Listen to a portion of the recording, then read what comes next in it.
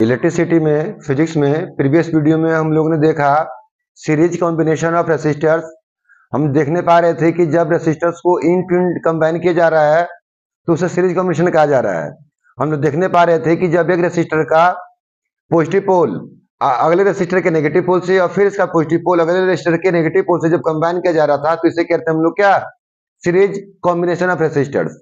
वहां सबसे खास बात यह थी कि सभी रेसिस्टर से सेम इलेक्ट्रिक करंट फ्लो कर रहा था और अप्लाइड इलेक्ट्रिक पोटेंशियल डिफरेंस का डिस्ट्रीब्यूशन हो जा रहा था as per value of resistance. आज पढ़ेंगे हम लोग parallel combination of resistors. Parallel combination का मतलब है कि दो या दो से ज्यादा रेसिस्टर, ठीक है जी, किसी इलेक्ट्रिक सर्किट के किसी दो कॉमन पॉइंट के बीच में क्या करते जा रहे हैं, ऐड कर दिए जा रहे हैं। ठीक, जैसे कि सभी रेसिस्टर का पॉजिटिव पोल एक पॉइंट पर हो जाए, सभी रेसिस्टर का नेगेटिव पोल एक पॉइंट पर हो जाए, ठीक है जी। ऐसे कॉम्बिनेशन को हम बोलते हैं पैरेलल कॉम्बिनेशन। इन सभी रेसिस्टर से डिफर करंट फ्लो कर रहा होगा और सबके क्रॉस पोटेंशियल डिफरेंस क्या होगा, सेम होगा। देखते हैं, ये सर्किट होगा, पॉइंट ए हो गया, यहां से तीन रेसिस्टर मिल रहे हैं हम लोग को। रेसिस्टर पहला जिसका रेजिस्टेंस है R1, ये दूसरा रेसिस्टर जिसका रेजिस्टेंस है R2, ये तीसरा रेसिस्टर जिसका रेजिस्टेंस है कितना, R3।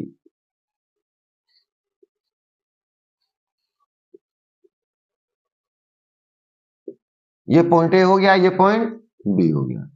सभी का पॉजिटिव पोल, तीनों रेसिस्टर का पॉजिटिव पोल बैटरी के पॉजिटिव पोल की ओर है और तीनों का नेगेटिव छोर, negative end battery negative pole की ओर है। मैंने कहा था अभी आप लोगों से कि तीनों सभी रेसिस्टर का पॉजिटिव पोल एक पॉइंट पर हो और सभी रेसिस्टर का नेगेटिव पोल एक पॉइंट पर हो, तो ऐसे कॉम्बिनेशन को हम लोग बोलते हैं क्या, पैरेलल कॉम्बिनेशन। और अप्लाइड पोटेंशियल डिफरेंस जो कैपिटल भी है वो तीनों के लिए क्या रहेगा, सेम रहेगा। तीनों के लिए पोटेंशियल डिफरेंस क्या रहेगा, सेम रहेगा। और इलेक्ट्रिक करंट जो फ्लो कर रहा था कैपिटल आई, उसका बंटवारा हो जाएगा।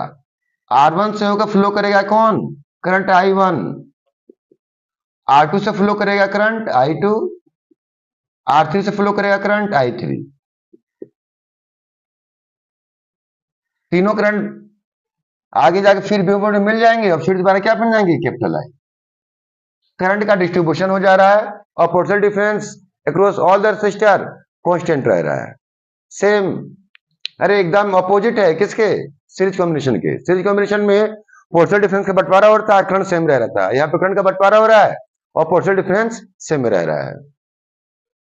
अप्लाई करते हैं बात को, क्या दिख रहा है हम लोग को फिगर से, दिख रहा है कि I जो है I1 plus I2 plus I3 के सम के बराबर है। क्या लगाने जा रहे हैं, ohm's law. Ohm's law for individual resistor. Individual resistor पर अप्लाई करने जा रहे हैं ओम्स लॉ, तो क्या मिलेगा, V बराबर I R से। V बराबर R से क्या मिलता है, I बराबर V बटे R। यानी कि जब I1 निकालना होगा तो कैसे निकलेगा, I1 V बटे R1 से, कोमा लगा दिए। I2 कैसे निकलेगा, V बाई R2 से, और I3 कैसे निकलेगा, V बाई R3 से। क्योंकि पोटेंशियल डिफरेंस कांस्टेंट है, जितना अप्लाइड किया उतना तीनों के लिए है। R1 के लिए भी V है, R2 के लिए V है और R3 के लिए V है, और करंट का बंटवारा हो जा रहा है। तो तीनों जगह पोटेंशियल सेम है। रेजिस्टेंस वेरी करने की वजह से करंट वेरी कर रहा है। जहां रेजिस्टेंस ज्यादा होगा वहां करंट कम होगा, जहां रेजिस्टेंस कम होगा करंट क्या होगा, ज्यादा होगा। ओम्स लॉ लगा लिए इंडिविजुअल रेसिस्टर के लिए। अब फिर लगाने जा रहे हैं ohm's law. Ohm's law for whole circuit,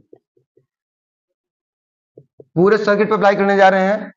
तो पूरे सर्किट का पोटेंशियल डिफरेंस कितना है, V। पूरे सर्किट का करंट कितना है, कैपिटल I, और रेजिस्टेंस मान लें कितना है, RP। तो क्या बन जाएगा, I बराबर V अपॉन RP। RP क्या है, equivalent resistance of parallel combination. Parallel combination का इफेक्टिव या टोटल रेसिस्टेंस है। अब इस I1, I2, I3 और I का वैल्यू कहां पुट करते हैं इक्वेशन 1 में? ऑन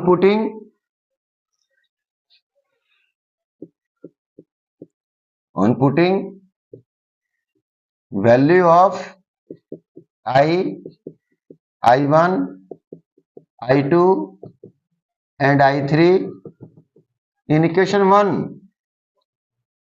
क्या मिलेगा जी? I का वैल्यू कितना है? V upon RP। I1 का वैल्यू कितना है? V upon R1।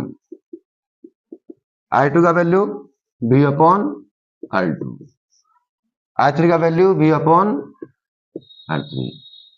इसे लिख सकते हैं 1 अपॉन RP इंटू V। ये ले सकते हैं, V कॉमन निकाल ले रहे हैं, सबके पास क्या बचेगा? 1 upon R1, 1 upon R2, 1 upon R3। V से V कैंसिल हो जाए, क्या बचेगा? 1 upon RP equal to 1 upon R1 plus 1 upon R2, 1 upon R3।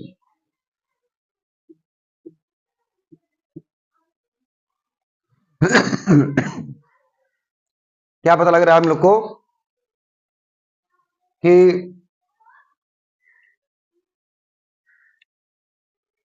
Equivalent resistance in parallel combination is the reciprocal of sum of reciprocals of resistances of individual resistors.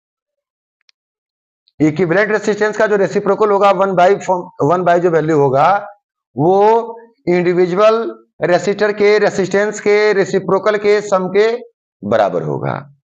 ठीक है जी। In this case जो सबसे smallest होगा, जैसे R1 सबसे कम हो, उससे R2 भी कम हो, उससे भी क्या R3 कम हो, तो R1 से भी कम क्या मिलेगा? RP मिलेगा।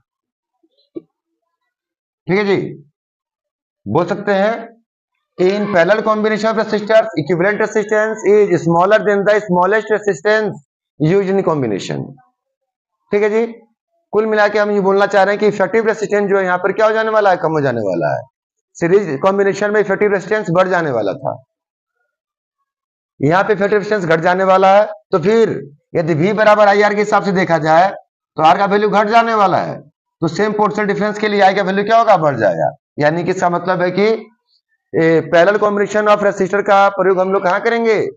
सर्किट के उस पॉइंट पे करेंगे जहां पे हमें करंट की ज्यादा मात्रा की आवश्यकता हो, वहां पर रेजिस्टेंस को हम किस में जोड़ेंगे? पैरेलल में।